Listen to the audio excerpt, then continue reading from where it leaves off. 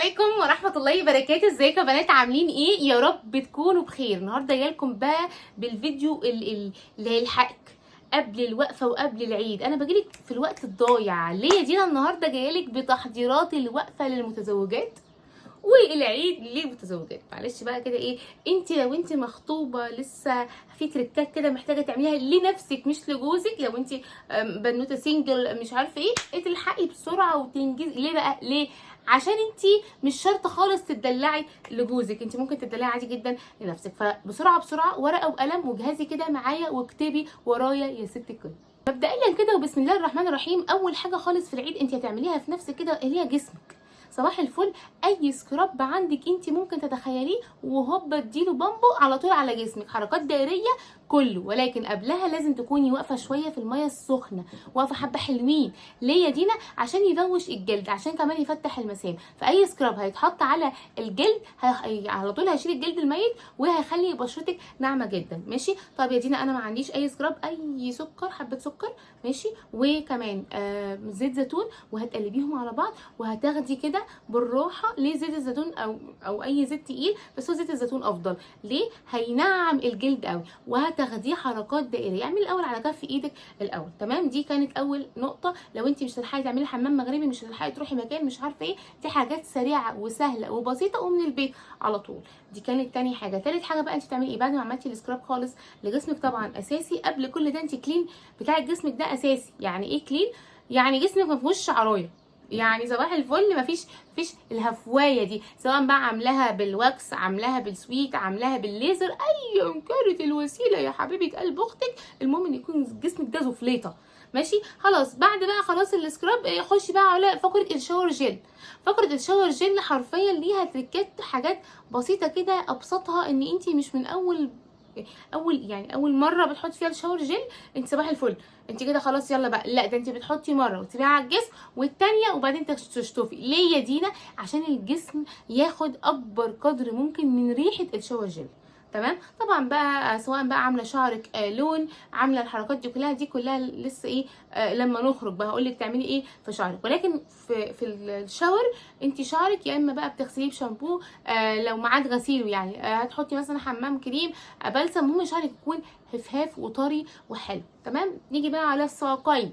اهم حاجه الساقين بقى، مش قادره اقول لك. كعب رجلك لازم يكون ناعم جدا جدا جدا جدا جدا. ده لو انت مش عامله له باديكير وما عندكيش وقت تعملي باديكير، ده اسرع تحضير ليوم الوقفه للمتزوجات. حرفيا في الشاور انت بتجهزي للاربع ايام بتوع العيد والله. طيب بعد كده انت بتعملي ايه؟ انت لما بتدعكي رجلك بالحجر اللي هو الخفاف العادي اللي بيكون عند العطار ده، حابب بقى ايه؟ دم الغزال يا متحنش. جدعان البتاع ده نينجا حرفيا والله العظيم. انا اصلا بعمل ايه بيه؟ انا بعمل كده اهو وفي كف ايدي. ليه يا بنت جينا؟ عشان دي بقى ايه؟ قال ايه يعني؟ البت الدمويه بتجري في ايدها. ماشي اهو، شايفه عامله ازاي؟ تخيلي بقى انت اللمعه دي في كعب رجلك كله.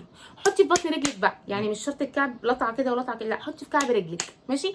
حطي في الدوران، حطي في بطن رجلك، حطي في الطراطيف بتاعه الصوابع اللي هي فاهمه انت؟ شوفي اصلا ريحته تحفه تحفه تحفه تحفه تحفه. طيب عشان ما يلزقش في ايدك وعشان ما يعملش لون في ايدك، انت عادي جدا لو لبستي جوانتي وعشان تحطيه. تمام؟ لازم تكون رجلك على الاقل الجلد الميت متشال منها، وده رهيب رهيب رهيب. والكميه حلوه جدا وبتهيألي 30 40 جنيه ده لو اصلا جابهم يعني. تمام؟ ده كان بالنسبه للرجلين، ودي اهم حاجه جدا بالنسبه للرجاله. الرجلين رجلك نظيفه ولابسه خيشه والله خيشه، هيقول لك ايه؟ مارلين مورلو. لابسه احسن حاجه وانضف حاجه بس رجلك الشق فيها يخش في الفار؟ لا والله لا.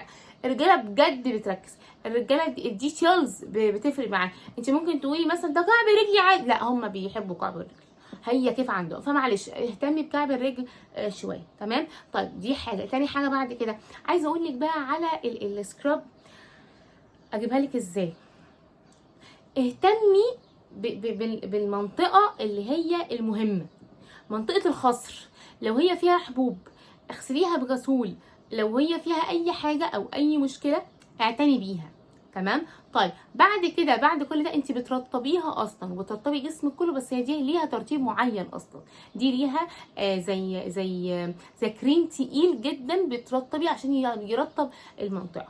تمام، دي برضو نقطه مهمه. طيب الحاجه اللي بعد كده بقى، انت خلاص يا ست الكل خرجتي بقى بالبورنوس بتاعك على خدك خوخه، تعالي بقى واحده واحده هنمشي ليه، واحده واحده ورانا، احنا وراناش اي حاجه خالص، ده ليله العيد بتاعتك. اول حاجه خالص ليله العيد معروفه ان هي انت بتجهزي ليها في لانجري، في قعده حلوه بقى ليله العيد. لا صباح الوقفه يا ماما، انت عندك ما فيش الاوبشن ده حطيه. ليه بقى كتير بقى تقولي هو ليله هو في حاجه يعني بنتحضر حاجه في ليله، يعني ايه تحضيرات ليله العيد؟ هو يعني ايه تحضيرات الوقفه؟ ما انا عادي ما واقفه وبفرش واقفه وبتفرشي، فانت مش اصلا مش فرشه من قبلها بيومين عشان انت من الوقفه تكوني تمام. طب تمام، اسمعيني بقى، اسمعي، محدش والله هيطلع على اليوتيوب يقول لك كده، والله كله كلام عادي جدا. قاعد الستات محترمه محترم، انا بديكي بدايه الخط وانتي ماما كملي دوسي بنزينك ملناش دعوه. ماشي، اول حاجه خالص انتي لابسه برنوسك الجميل، انتي بتبقي اصلا من اول يوم مديه كده يعني خلفياكي تشيل الراجل يا عيني كده، هو اصلا مش بيركز كتير، فانت بتديله خلفيه ان النهارده في يوم حلو، بكره عيد هنقعد مع بعض، سواء بقى وديتي العيال نيمتيهم او انت عودتهم عند امهم، بس انا من رايي تنيميهم معاكي، يعني هو ايه كل نوم بقى، كل نوم النهارده بقى، ده لو في اطفال. مفيش اطفال يبقى خير وبركه. تمام، عندك اللانجري بتاعك انت مجهزاه اصلا، في لانجري حلو جدا بتبقي مختاراه، بتبقي كتكوته قطقوطه كده. طب لا مفيش لانجري، دي مش حابه اللانجري مش عارفه ايه، كاش مايوهك بقى، كاش مايوهك ده غير اصلا بيجامه العيد. وهقول لك تحضيرات يوم العيد ايه، لا اصل تحضيرات يوم العيد اليوم ذات نفسه وانتوا قاعدين في البيت لو مش هتخرجوا، غير تحضيرات الوقفه. الوقفه ده اللي بيهيئه يكون راجل منور كده، صباح الفل يا صباحنا الفل الصبح، يعني صباح الفل يبقى منور راجل حلو كده وجميل وشكله حلو كده. اما بقى لو انت منكده هتلاقي عامل كده بقى ماشي كده. طب ليه نعمل كده؟ ما نعملش كده خالص. طيب اهم حاجه عندي بترطبي الجسم كله يا ست الكل، جسمك ده لازم يبقى زفليطه زفليطه. بعد كده يا ست الكل عندك مخمرياتك، يا لهوي على المخمريات. خدي بقى عندك المخمريات دي، بصي اللمعه، استني، شايفه اللمعه دي؟ شايفه اللمعه دي لما تكون في جسمك عند رقبتك كده، شايفه ريحتها حلوه جدا جدا. انا على فكره اسمها ليبرا، حلوه جدا، ده اسم برفيوم، ده شكله رهيبه. دي بقى ورا ودنك، ما بين البريست هنا، يعني من فوق تحت يعني من فوق السوه كده داير ما يدور، الاماكن اللي تحس ان جوزك بيبقى قريب فيها من نفسه. يعني هتقولي دينا هو بيبقى قريب عند السوه؟ لا مش بيبقى، انا غلطان، انا اللي كلت الجبنه، انا اللي كلت، مالكيش دعوه بكلامي، مالكيش دعوه بكلامي خالص. المهم انت خلاص بتهيئي الدنيا كده، سواء انت تلبسي لانجري او كاش مايو، شعرك بقى انت خلاص انت هندلتي الدنيا. بس يا دينا بس كده، انت ما بتشتغليش كتير، انت انت نظيفه، انت مخليه نفسك نظيفه، انت مهيئه الجو ان في يوم حلو، انت مهيئه الجو له ان هو هينبسط النهارده. طبعا انت هتبقى ايه، بتبقي قاعده مثلا قاعده جميله، سواء هتلبسي كاش هتلبسي لانجري، ايا كان الكاش بتاعك بقى. الكاش ده بيبقى حلو جدا على فكره، يا اما بقى في نقرشه، يا اما بقى مش عارفه ايه حركات، في مليون الف كاش. يعني لو عرفت احط لك هنا اشكال، بس ما افتكرش هعرف احط لك صراحه عشان ما اروحش بدايه، بس لا شوفي اي كاش مايو يعجبك، اي كاش مايو في الدنيا. تمام، بعد كده انت بتشيلي شعرك بقى. اهم حاجه عندي ان شعرك يكون ريحته حلوه، اهم حاجه، سواء انت عامله لون او لا، قصير او طويل ايا كان. انا عن نفسي ما بحبش الالوان كتير في الشعر بصراحه، لكن انت لو بتحبي تغيير الالوان في الشعر انا ما عنديش مشكله خالص، اعملي كده كنوع من انواع التجديد عادي جدا. طيب حاجه تانية بقى يا دينا، اللي ممكن نعمله تاتوهك يا ماما، تاتوهك يا حبيبتي. يعني انت لما ما تحطيش تاتو في العيد مين هيحط التاتو؟ اي تاتو من اي محل بتاع ميك اب وحاجات حلوه، مش شرط يقعد لك بال 17000 يوم، لا ده بتاع يومها بتاع وقتها. ليه احنا نجيب اشكال كتير بقى، ايشي فراوله وايشي في دلوقتي طالع ترند قوي الكريز، اعمل كده تحطي كريزه هنا تحطي كريزه هنا، المهم يبقى في كريز لونه احمر فراولايه في اي حته ملناش دعوه. تمام، انت حطي اي حاجه في انت هتبقي جميله. خلخالك، الحاجات البسيطه بتفرق جدا، والله بتفرق جدا جدا جدا. انت مش متخيله انت ممكن تفرقي ازاي. اللي مش عارفه ايه، اللي لو في هنا مثلا سهم و I love you ومش عارفه، الحاجات الحلوه دي بتفرق قوي قوي قوي، وفي نفس الوقت بتخليكي مميزه وحلوه. لو شعرك زي ما قلت لك لون بتلبسي توكه مثلا، لو انت هتلبسي لانجري تبقي ليكي قصه معينه. اعملي سيرش على قصات الشعر لو انت هتلبسي لانجري، او قصات الشعر لو انت هتلبسي كاش مايو.